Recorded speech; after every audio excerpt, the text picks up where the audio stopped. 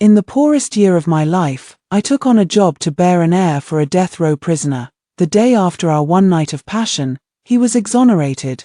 Zhao Qinghe said to me coldly, "What's done is done. Come back to the estate with me." But I was a widow, and he was the celebrated gentleman praised by everyone in the capital. Hello, everyone. Welcome to my channel. Subscribe us to read wonderful stories every day. Now, the story begins, when the sky was fully bright. Zhao Qinghe's breathing finally steadied. Lying on the haystack, he covered his eyes and asked me, "Why take on this kind of work?" This kind of work refers to bearing children for death row inmates. Some men commit capital crimes before marrying and having children. Families with a little extra money would find a way to send a woman in for a few final nights, hoping for a miracle. Most men would be overjoyed to have some pleasure before death, but Zhao Qinghe was different. He was the gentleman praised by everyone in the capital, said to be as noble and upright as bamboo, both in character and appearance. So last night, even though the Zhao family had drugged him, he still chose to grind his fingers bloody to stay calm. The first words he said to me were, "Miss, a dying man only wishes to depart with a clear conscience, unwilling to taint myself or you. Please, do not come any closer." I looked at him helplessly, both admiring and heartbroken that such a good man was about to die, but I still threw myself at him, trembling as I undid my clothes and pleaded, "Please, sir, consider it a good deed and let me earn this money." The matron from the Zhao residence said the drug was called Spring Awakening. When all things revive in spring, even the most restrained gentleman turns into a beast, conquering and ravaging, unable to control himself. When I woke up again, the clean straw was already covered in mud. I knew he hated that I had dirtied it, so I crouched in the corner and whispered, "The family needs money, and I can't earn that much silver." He fell silent, and I even softened my breathing, only stealing glances at him with my eyes. He was truly handsome, tall and straight, his face and nose as if carved by a knife, his lips thin but so soft when kissed, and his whole body smelled as fresh as morning dew. Only such a person would risk their life for dozens of unknown farmers. Rumors outside say that the imperial consort's brother is seizing land in the countryside, driving dozens of families to the brink of survival. In the vast imperial court, no one dared to intervene, only he exposed the matter, but exposing it was useless. For the sake of his beautiful consort, the emperor, even though he was the son of a duke, issued a decree for his execution. I bowed my head and silently prayed, "O Bodhisattva, if you are truly a compassionate deity, could you let such a person live?" The Bodhisattva seemed to have heard my words. Amid the noisy crowd that poured in, everyone was shouting the same message. By the grace of heaven, the execution order had been revoked this morning. Many elegantly dressed women looked him over from head to toe with deep concern. One of them collapsed weeping against him, saying, "What kind of son have I raised? I've raised a troublemaker," when none of the officials in the entire land would intervene. Why did you have to be the one to step forward? But after her tears, her eyes brimmed with irrepressible pride, clearly overjoyed that her son had grown into such a person. I was happy too, but I shrank further into the corner. The matron Liu, who had brought me in, kept shooting me meaningful glances, urging me to stay quiet, quieter still, so that everyone would forget I was also in the prison cell. But Zhao Qinghe had not forgotten. Just as he was about to step out of the prison door, he suddenly turned around, walked over to me, and said calmly, "No matter what, the intimacy between us has already happened.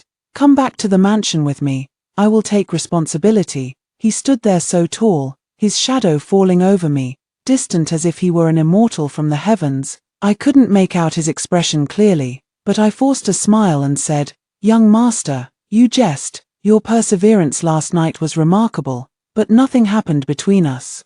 It had long been agreed that even if I were fortunate enough to conceive, the Zhao family would never allow the child to acknowledge me as their birth mother. Now that he was safe, it was even more important that he not be associated with me. He frowned in confusion. "What nonsense are you talking? We clearly—" His mother tugged at his sleeve and said, "This woman is a widow. The household hired her out of pity to bring you meals for a couple of days. Don't ruin her reputation. She has 2 children to support." Zhao Qinghe glanced at the pile of straw on the floor, then looked at me. Finally, a flicker of emotion crossed his face. "That's impossible. before last night. She was clearly still He wanted to say more, but his elders refused to listen. The servants crowded around, pushing and pulling him, and in no time at all, he was out of my sight. Mama Liu helped me up, brushed the grass off my clothes, and handed me a silver note, saying, "Wang families, take this money and go home, just treat last night as a dream, don't mention it to anyone, and don't force my lady to resort to harsh measures. Indeed, it must not be mentioned, although my husband is no longer here, I still have my mother-in-law and a pair of children. Without our reputation, how would they live their lives?" Lady Zhao did not deceive Zhao Qinghe. I married into the Wang family at 15 to bring luck to a sickly husband. He passed away after just 1 month. But I gave birth to a pair of dragon phoenix twins posthumously. That's why the Zhao family thought I was fertile and lucky, and instead of choosing a servant born in the household, they picked an outsider like me to be the childbearing wife. I carried my mother-in-law's medicine and also bought a pack of sugar from the shop next to the pharmacy. After tidying everything up, I joyfully headed home, with 100 taels. I could finally afford the medicine that could save my mother-in-law's life. When I arrived home, Xiao Yuan and Xiao Shi clung to my legs, one on each side, and said, "Mom, Grandma has been sleeping for so long and still hasn't woken up. Is she never going to wake up?" I wiped the tears from the 2 little ones' faces and popped a piece of sugar into each of their mouths. "Your grandmother has a heart kinder than a bodhisattva. The king of hell wouldn't take her so soon. Just wait. I'll go prepare the medicine and cook a meal." In the kitchen, the chicken and meat I had bought the day before were still there. That day, I had been so desperate, thinking my mother was going to die. I cried until I nearly fainted, but I still wanted to make this meal. The road to the underworld is so cold, how could she walk it on an empty stomach? But Granny Liu came and offered a way out for my mother and me, so this meal was meant to fill us up and help us live a good life. I never thought I would see Zhao Qinghe again. There are so many wonton stalls in the capital, and ours is tucked away in a small alley, neither facing the main street nor near any government offices. In the 4 years we've been open, we've never seen a single wealthy person. Yet on the very first day of our reopening, he was sitting there steadily, his every move making it clear that he came from a well-bred family. My mother-in-law nervously watched the wontons boiling in the pot and asked, "Earnyang, is the filling we mixed this morning not too salty? I've heard that wealthy families prefer lighter flavors. What if he doesn't like it and overturns our stall?" The child wasn't afraid of strangers. Xiao Yuan scratched his head, puzzled. "Grandma, you must be confused. Salt is so expensive. Mother would never use too much." Before I could react, Xiaoxi kicked her legs and darted over to Zhao Qinghe, asking in a crisp voice, "Uncle, are you here to smash our stall?" I tightened my grip on the strainer, listening intently. That matter was unknown to the family. I couldn't let mother-in-law worry, but his mouth, there was no way I could keep it shut. In a panic, I scooped up the half-cooked wontons and slammed the bowl in front of him with a clang. "Sir, your wontons are ready. Please enjoy them slowly." Xiaoxi tugged at my sleeve. "Mother, the wrappers aren't even cooked through yet. If we eat them and get diarrhea, we'll really have our stall shut down." Zhao Qinghe glanced at me, scooped up a wonton and ate it unhurriedly. Only after finishing it did he say with a serious face, "Madam, your wontons are indeed undercooked. Let's find a place to discuss this. What should we do if I end up with a stomachache?" Xiaoxi widened her eyes, turned around to call for her grandmother. "Grandma, this uncle is dressed so well yet is trying to scam us. Let's report to the authorities quickly and have Constable Zheng come arrest him." I took off my apron and tucked it into Xiaoxi's arms. "Be good, you stay here with Grandma and watch the stall. Mother will be back soon." After saying that, I hurriedly led Zhao Qinghe into a small alley. Making sure no one was around, I began to discuss with him. "Sir, I will take what happened that night to my grave.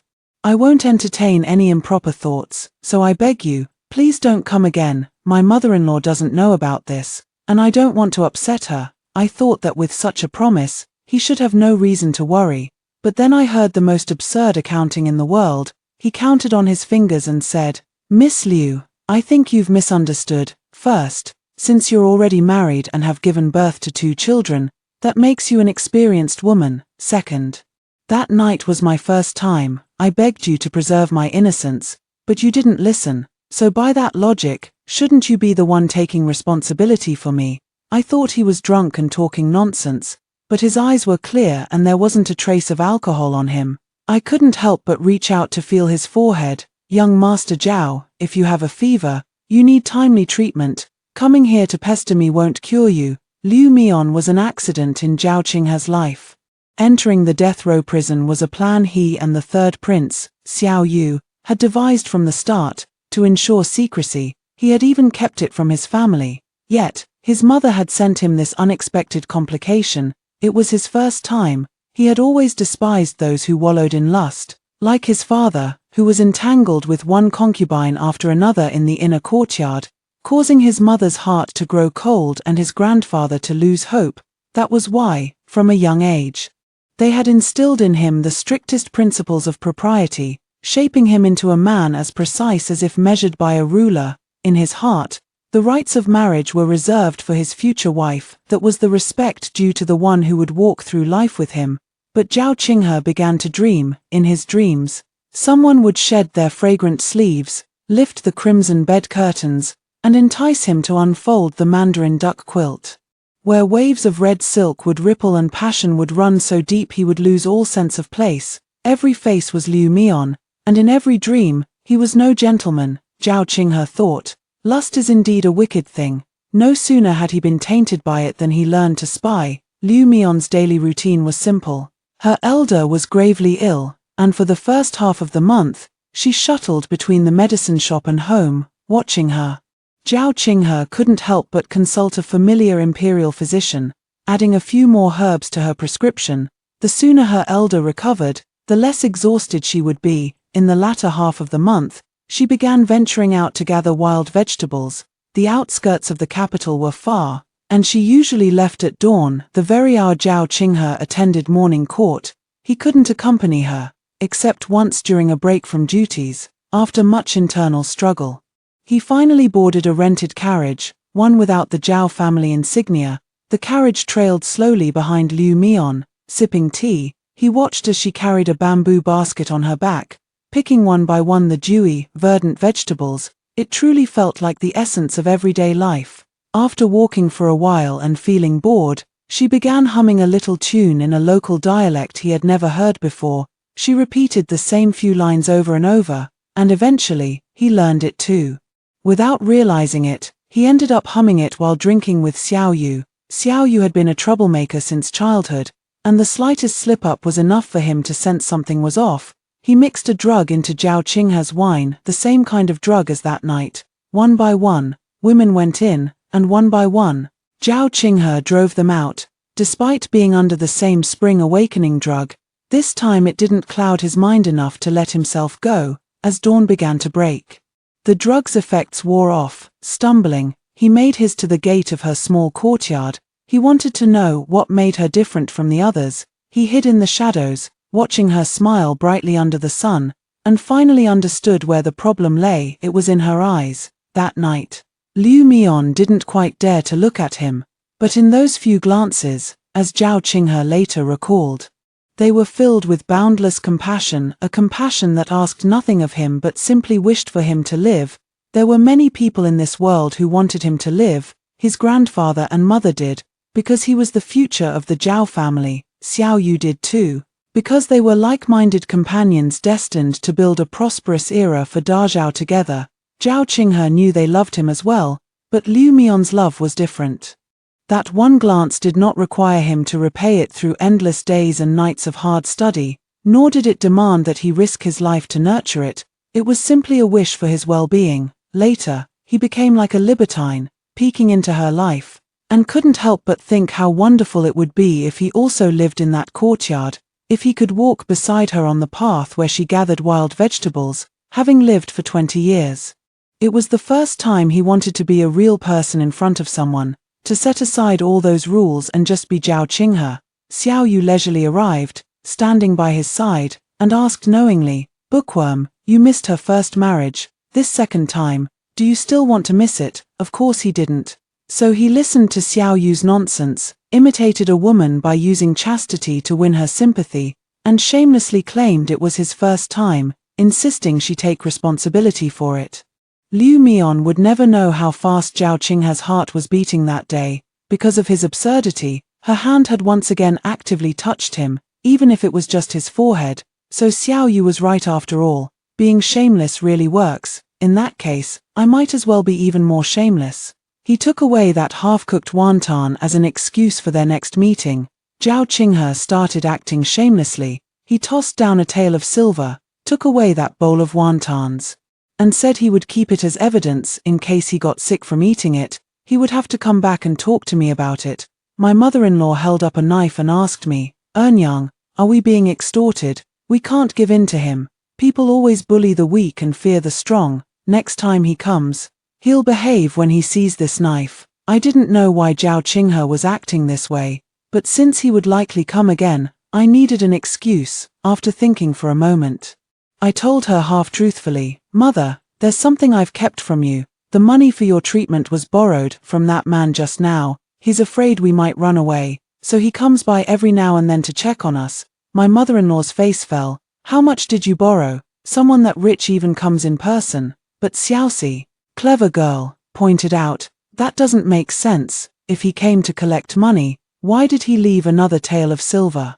One tael, it would take us several days of selling to earn that much back." I stared at the silver coin with a headache, unsure how to cover up my lie. When Zhao Qinghe suddenly turned back, he tapped on the table and said, "I left in too much of a hurry and forgot a bowl of wontons costs 8 coins.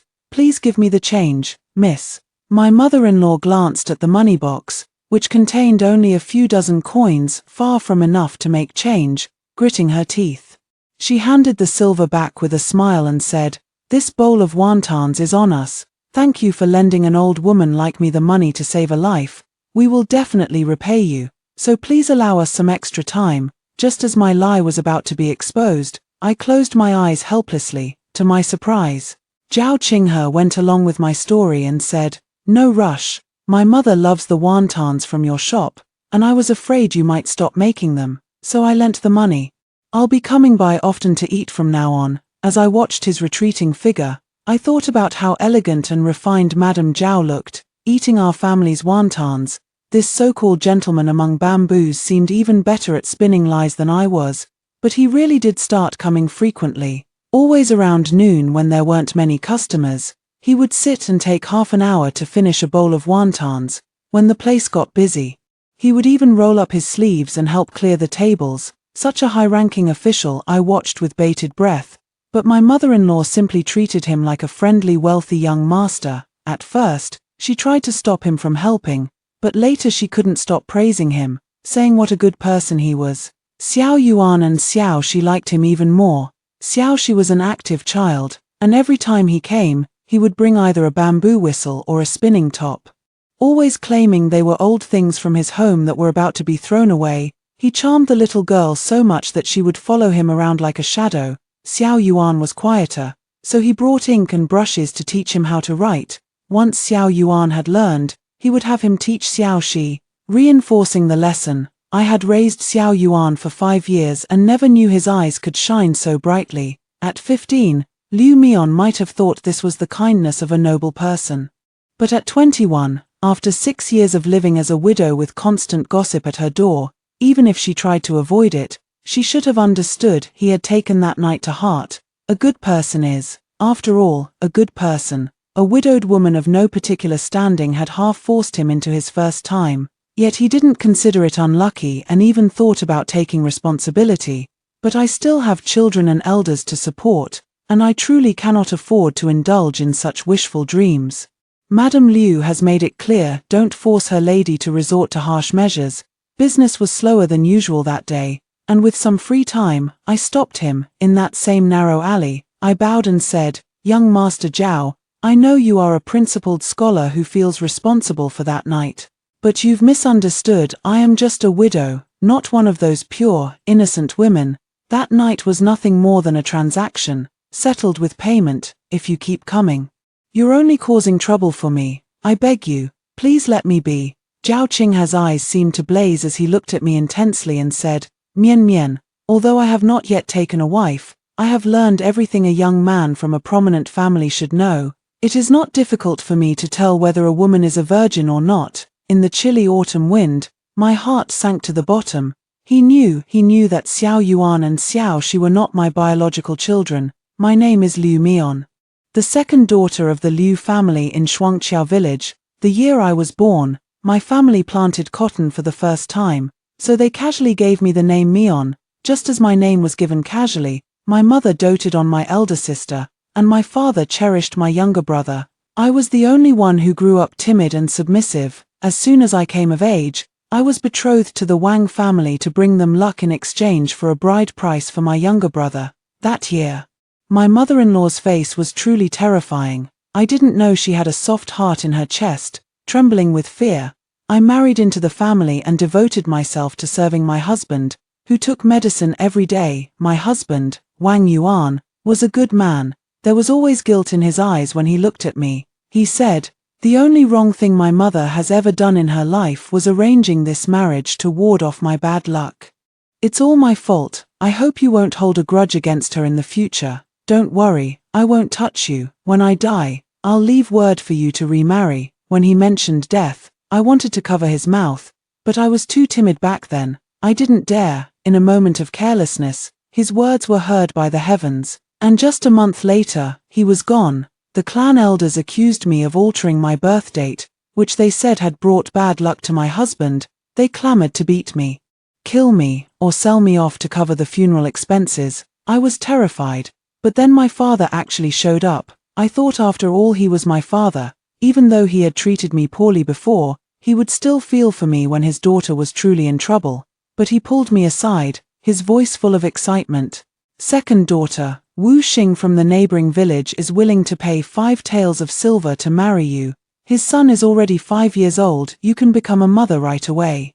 Come back with me. Come back to a good life." A good life meant becoming the second wife to a widower who had beaten his previous wife to death. So, the reason he was willing to come was simply to sell me off again. It was 2 days later, in that moment of utter despair, that my mother-in-law, having recovered somewhat, grabbed a knife and charged out. She cursed the clan elders, saying they were only bullying us, a widow and her daughter-in-law, because they saw her son was dead and there was no man in the house, and had come up with this excuse to seize our property. She even gave my father 2 hard kicks, calling him a shameless beast for trying to sell his own daughter a second time. She told him to give up that idea for good. My marriage to Wang Yuan was officially recorded in the government registry, and even in death, I would be a ghost of the Wang family. After driving those people away, she stroked Wang Yuan's coffin and said, "There are no men left in the Wang family. Sooner or later, the clan will find an excuse to take back this land and house.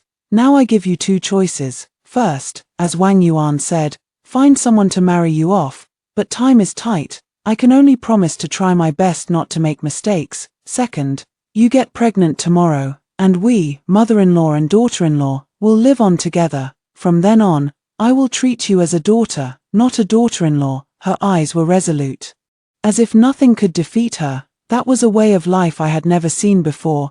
I wanted to know what I would become if I were her daughter, so I chose the second path. My mother-in-law made me eat a kind of herb. When the clansmen came to cause trouble again, I pretended to faint. The doctor took my pulse and actually said I was pregnant. In the 9th month, we went to a family and brought back Xiao Yuan and Xiao Shi. She was a woman whose husband had died when she was 5 months pregnant.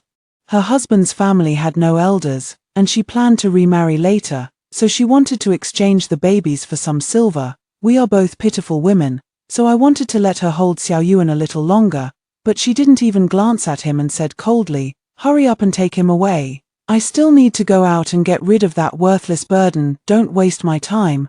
The worthless burden she mentioned was Xiaoxi. It turned out she had given birth to twins, a boy and a girl.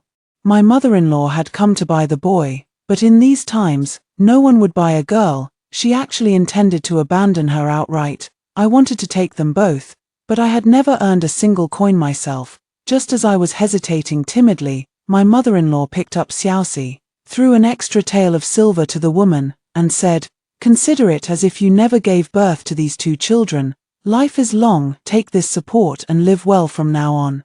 I will never forget my mother-in-law from that day, and on that day, I, Liu Mian, made a vow to myself, I would cast off my cowardice and strive to live as bravely and kindly as she did. Over these years, we sold our family property back home, moved far away from those relatives who would devour us, and came to the capital. I finally dared to set up a stall and shout my wares in public, dared to deal with scoundrels and troublemakers, even if it were the death row prison from that day.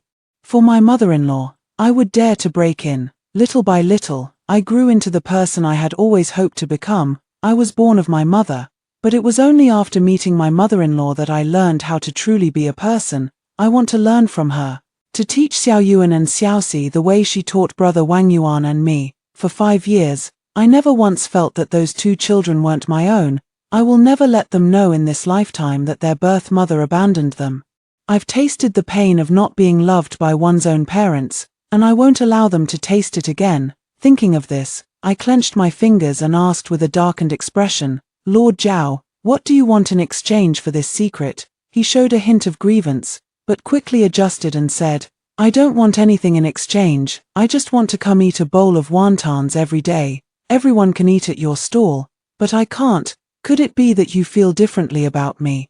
Of course it's different. I wasn't born from a stone crack, having shared a bed with someone of such character. If there weren't any ripples in my heart, I might as well become a great monastic in a nunnery. But these words couldn't be spoken aloud. Suppressing my blush, I said calmly, if you wish to come, then come. But remember one thing, if one day you can't control your tongue, even though I'm just a woman, I'll fight you with my life. Zhao Qinghe agreed and started visiting even more frequently. Not only did he bring gifts for Xiao Yuan and Xiaoxi, but he also seized opportunities to bring me things, sometimes a box of date paste pastries, sometimes a basket of steamed buns. He claimed it was out of respect for my mother-in-law, saying she worked too hard, but those were clearly the very things I had mentioned wanting to eat after earning some money during a chat with her the day before. Even my mother-in-law, as slow as she was, could finally see what he was up to by this point. At night, after Xiao Yuan and Xiaoxi had fallen asleep, she picked up the comb and began to brush my just-dried hair. As she combed, she said, our Earnyang's hair is so dark and shiny, still just a young girl. That young Master Zhao is a good man. As long as he agrees to let you bring the 2 children along when you marry into his family, you should accept. This old woman will find her own way to get by. I didn't like hearing her talk about leaving her behind. With a stern face, I said, Xiao Yuan and Xiaoxi carry the Wang family name. They call you grandma every day. Do you really want to abandon them so easily? Besides, you've seen young Master Zhao's clothes. He's not someone we can aspire to. You should save your energy and stop dreaming. Now it was my mother-in-law's turn to be displeased. She threw down the comb and said, what's wrong with having a little money? You're beautiful and capable. Any family would be lucky to have you. It's only natural that his family might object at first. If he truly cares for you, he'll fight for you. If he can't even manage that, then we'll find someone else. I think Constable Zheng is quite good too. Seeing my mother-in-law's serious expression, I couldn't help but laugh. In her eyes, I was worthy of even an immortal, but she solemnly took my hand and said, I bring this up today partly because of young Master Zhao, and partly because of you. Back then, we had no choice but to stop you from marrying, but now we've made a life for ourselves. I hope you can find someone who truly suits you and live the rest of your life happily. My mother-in-law didn't say anything more, but I could tell from her expression that she still thought highly of Zhao Qinghe. With half the noble families in the capital wanting him as a son-in-law, it would be hard not to think well of him. Just as I was worrying about how to dissuade my mother-in-law from this idea, someone from the Zhao family came to our door. It was Nanny Liu again, dressed like a matchmaker. She smiled warmly at my mother-in-law and said, you have happy news. Constable Zheng from the end of the street has asked me to propose a marriage. He wishes to marry your Liu Mian. After her mother-in-law went to make tea, she explained her purpose. Miss Liu, the madam is very satisfied with your discretion. The young master is stubborn, since he wants to take responsibility for you. The madam doesn't wish to be the villain. However, we are, after all, the household of a duke. Even if we were to take a concubine, we would not take a widow, as long as you are willing to send your mother-in-law and child away and assume a new identity.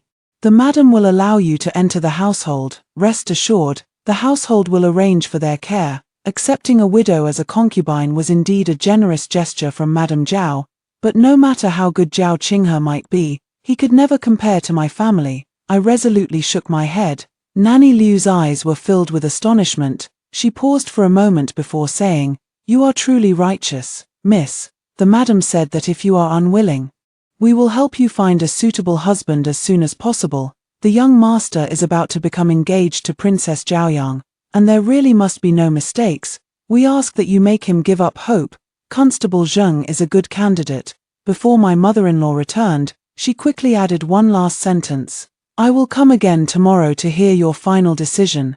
If you choose to enter the household, then decline this marriage proposal. If you do not wish to enter the household, please tell your mother-in-law that you agree to the marriage." I wanted to ask what would happen if I refused both options, but seeing Xiao Yuan and Xiao Shi in the courtyard, I held my tongue. When someone of high status gives you choices, it's best to choose. Don't treat your precious egg as if it can shatter the common stones scattered everywhere. The moon was nearly full, just 2 days from the 15th. Sitting in the courtyard, I remembered Zhao Qinghe's blooded hands that night.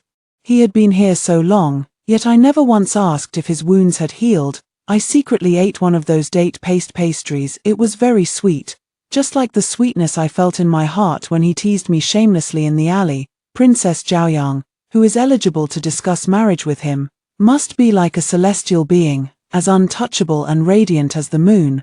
Right, I've thought a great deal, exhausting every memory between him and me, because after tonight, I will agree to marry someone else and never think of him again. The next day, Madame Liu arrived on time. Under my mother-in-law's puzzled gaze, I happily agreed to the marriage proposal. Madame Zhao is a noble lady who is quite reasonable. The person she chose for me is very good. Constable Zheng is 30 years old, having lost his wife 5 years ago, and is raising a son alone. We originally chose to live in this alley precisely because he is a responsible officer, making it safer for us.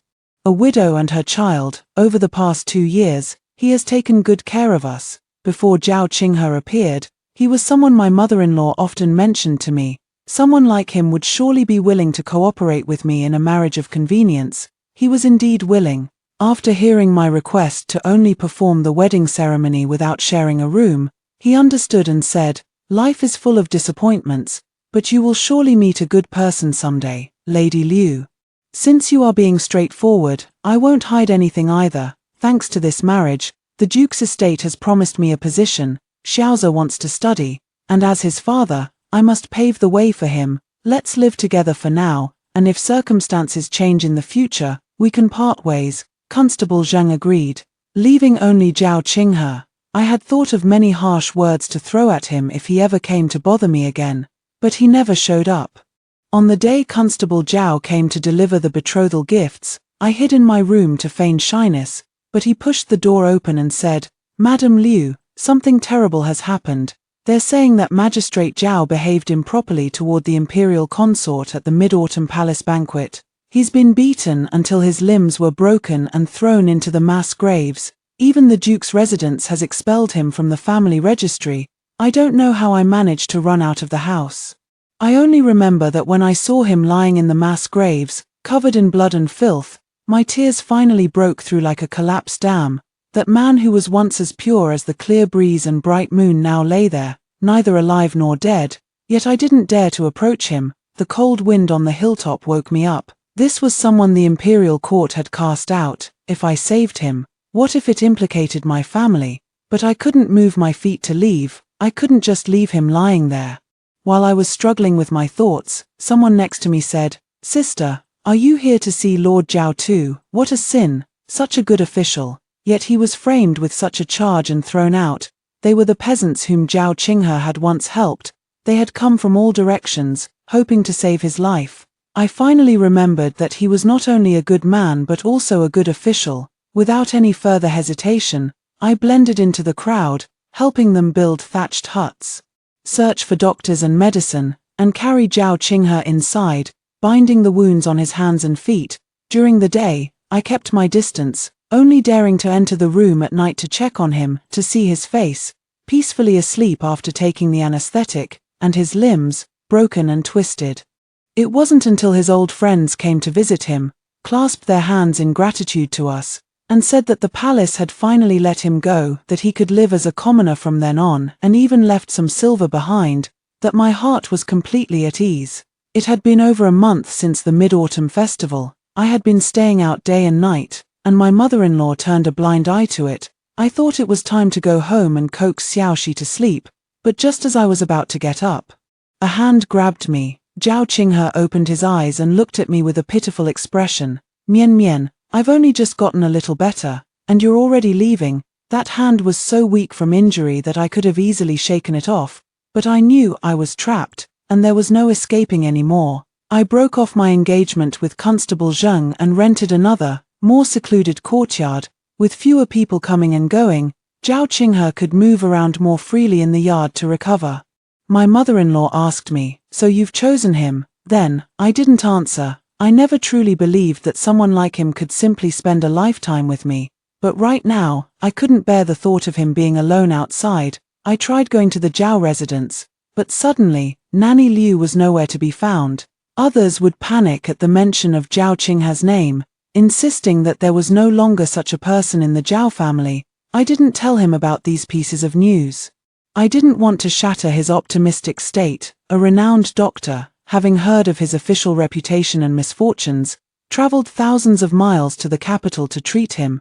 He said that with diligent exercise, there was still a possibility for his hands and feet to recover. Now he practices using his limbs with joy every day, picking vegetables with Xiao Yuan and Xiao Shi, picking up various beans with chopsticks. His hands have improved a lot, but his legs, broken too severely, leave him drenched in sweat after just the time it takes for an incense stick to burn. Sometimes, while watching him, I suddenly feel he isn't as distant as I thought. He cries out in pain when it hurts, looks disheveled when his bones are set, and occasionally his eyes grow wistful when teaching Xiao Yuan to write, just like any ordinary person in this world with joys and sorrows. But he really has so many little schemes, while spending time with Xiao Yuan and Xiao Shi. He actually asked them privately if they wanted a father. Xiao Yuan, honest and simple, replied that they already had a father, just one sleeping in the ground. But Xiao Shi quietly came to me and said, "Mom, does Uncle Zhao want to be our dad? If his legs can get better, then Xiao Shi agrees. Xiao Shi likes the way he looks at you." In the end, it was Princess Zhaoyang who helped me make up my mind. That afternoon, an inconspicuous carriage stopped in front of the courtyard. The woman who stepped out of it was incredibly beautiful. She hurried inside and, upon seeing Zhao Qinghe, burst into tears, saying, "Brother Qinghe, Zhaoyang has come to see you." So this was the woman who could be considered a match for him. I consciously retreated to my room, but the ache in my heart made me press my ear against the door. "Brother Qinghe, look, I brought you ginseng, deer antler, and lots of nourishing supplements. I heard you're in poor health now, so you must take good care of yourself. You know, there have actually been people in the court helping you submit petitions. Perhaps in the future, you can still serve as an official. My father deeply regrets what happened to you.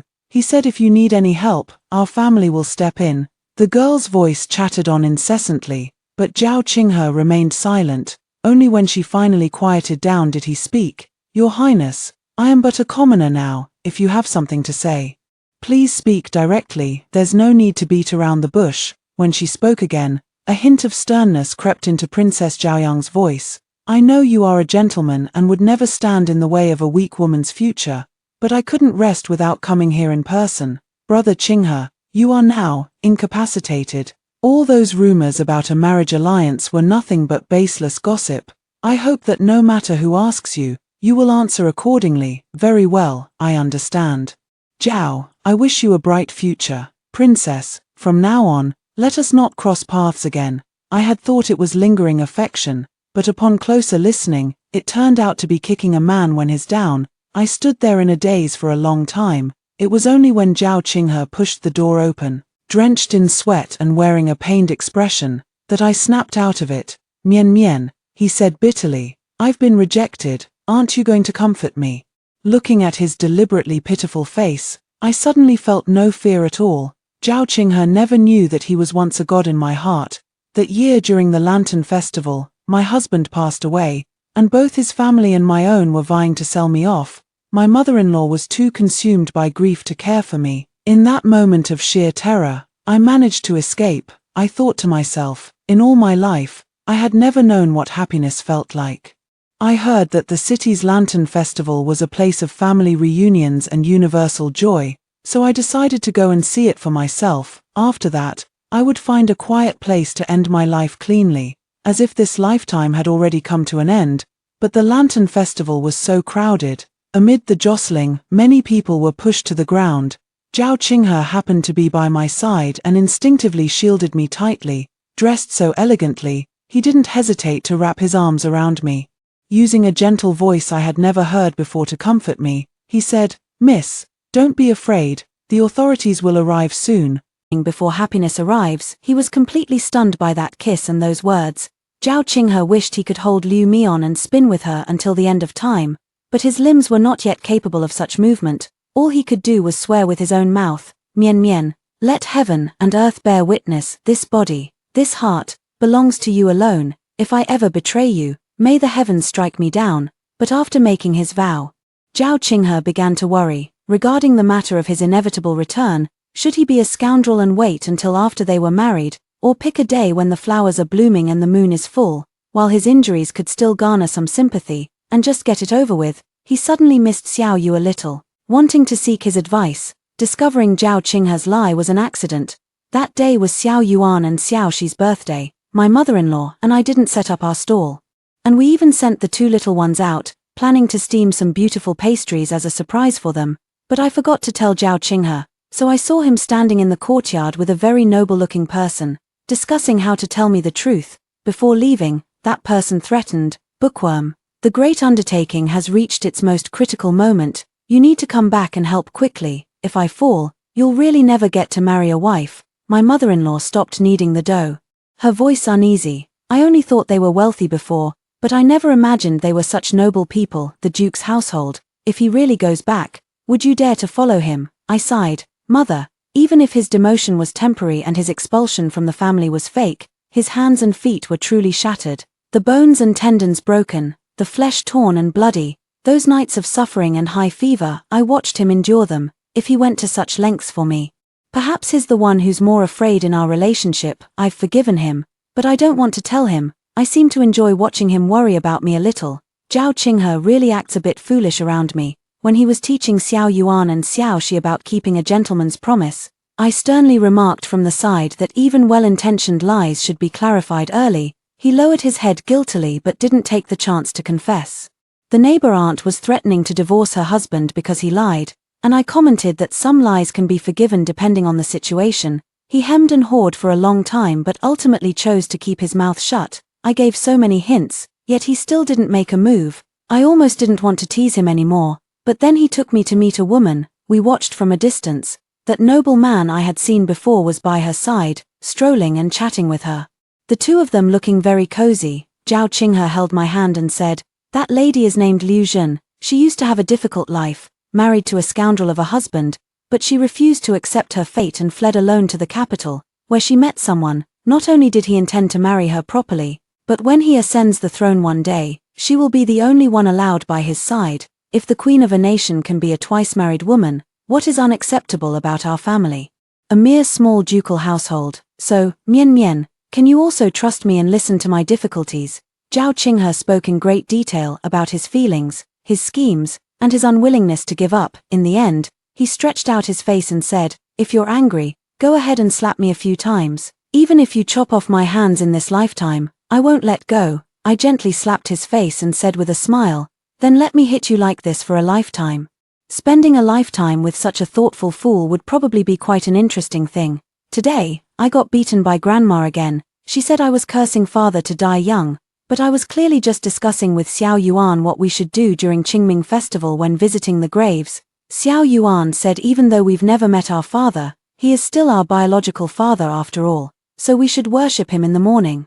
Our stepfather will just have to bear with it and be worshipped in the afternoon. But I felt it wasn't right. Since father loves us so much, he should definitely be ranked first. When the argument reached its peak, Grandma arrived, with a rattan cane in hand. She treated everyone equally and chased us around as we scrambled to escape. "Ah, It's all because mother is too charming, she has 2 husbands all to herself. Of course, nominally, we are still the children of the Wang family, it's just that the Wang residence is right next to the Duke's mansion, with even the walls connected, so whenever I have a nightmare, I go straight to sleep with mother without any hindrance. The only downside is that father's expression the next day tends to be a bit off, but I'm a simple child, and sleeping with my mother is more important, so I'll just pretend not to see it. Xiao Yuan is more complicated. He studies diligently every day, always fantasizing that if one day father treats mother poorly, he must become a high-ranking official to have the confidence to bring mother back. I don't think father would ever do that, but Uncle Xiao praises him for his ambition and often takes him to the palace, letting him search for books in that huge library. I went with him once. Aunt Shen's temper has become quite fierce. If Uncle Xiao says one wrong thing, he gets scolded. Mother says it's because the court officials are putting pressure on Aunt Shen, and she needs to give birth to a little brother. Auntie Shen really gave birth to a little brother. Mother got so excited that she also went into labor, keeping father and grandma extremely busy. Even Grandma Zhao, whom we weren't very familiar with, stood at the door chanting Amitabha Buddha repeatedly. By evening, mother had given birth to a younger brother and a younger sister. Little Yuan nervously tugged at my hand and whispered, "Look at our second brother, doesn't he look a lot like me?" I nodded and asked in return, "Then does our second sister look like me?" He nodded too and said, "I think we're being a bit silly, they're both twins born to mother, of course they'd look alike." I held back and resisted the urge to knock his head. After all, from today on, I'm going to be a smart older sister and set a good example for my younger siblings. As for that silly brother of mine, let him do as he pleases. Haha, I'm the big sister now. The end.